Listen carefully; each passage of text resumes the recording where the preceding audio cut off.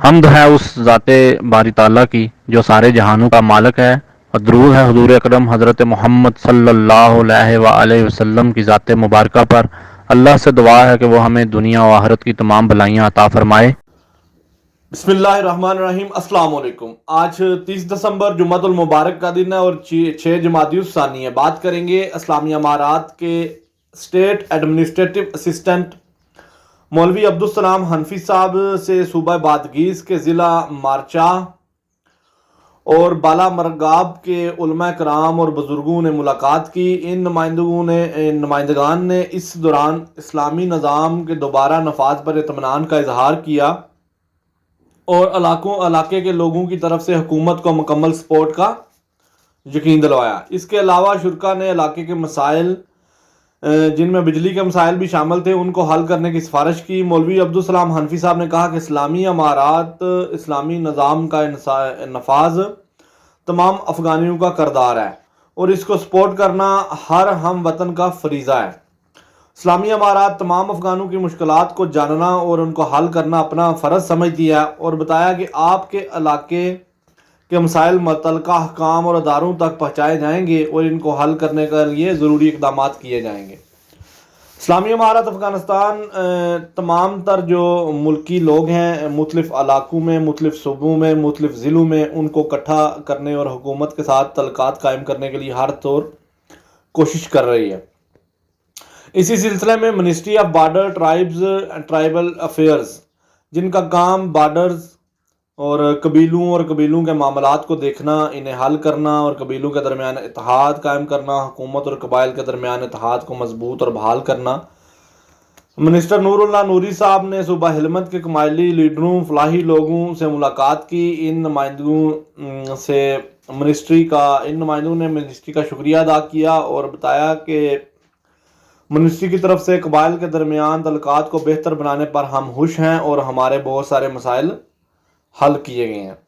ان علاقوں میں درپیش مسائل کے بارے میں بتایا، جن میں ایگریکلچر، اریگیشن اور کھیتی باڑی سے ریلیٹڈ تمام تر معاملات، لائف سٹاک کے معاملات ہیں، ان تمام تر معاملات میں۔ اس کے علاوہ ایجوکیشن اور معاشی پلانس کے بارے میں کے مسائل کے بارے میں بتایا۔ مولا نور اللہ نوری صاحب نے ان کا شکریہ ادا کیا اور کہا کہ اسلامی امارات اور اسلامی نظام کا تعلق تمام لوگوں اور تمام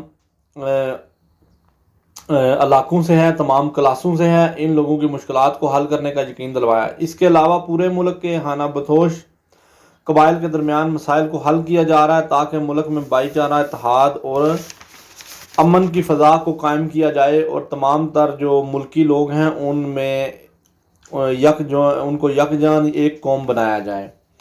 جب اسلام کا نظام آئے گا تو آپ کے روڈز بن جائیں گے، اس کی آپ کو فکر نہیں کرنی چاہیے۔ اسلامی امارات کے ایک اسٹیٹ اکانومک ڈپٹی ملا برادر عبدالغنی صاحب نے صوبہ قندھار اور ازغان کے درمیان ہائی وے روڈز کی تعمیر جو ابھی جاری ہے اس روڈ کا دورہ کیا، جس پر 1 ماہ قبل کام کا آغاز کیا گیا تھا، اور روڈ کنٹریکٹر کمپنی کے نمائندوں سے ملاقات کی۔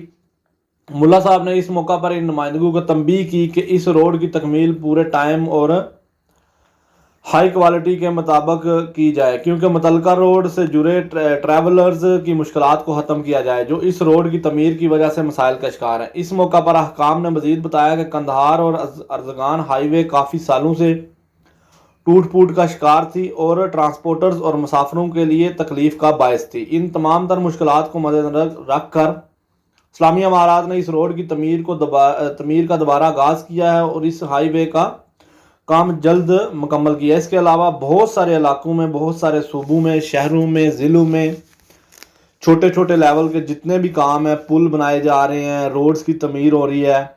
ہم زیادہ تر وہ خبریں اس لیے نہیں کرتے کہ ہم زیادہ صرف یہ خبریں کرتے ہیں کہ ان کی سیاسی پلاننگز کیا ہیں، وہ ملکی معاملات میں کس طرح چل رہے ہیں، ان کے باہر کے لوگوں کے ساتھ کیسے تعلقات ہیں بیرونی ملکوں کے ساتھ، تو ہم وہ زیادہ خبریں لے کے آتے ہیں، لیکن یہ بہت زیادہ کام ہو رہا ہے۔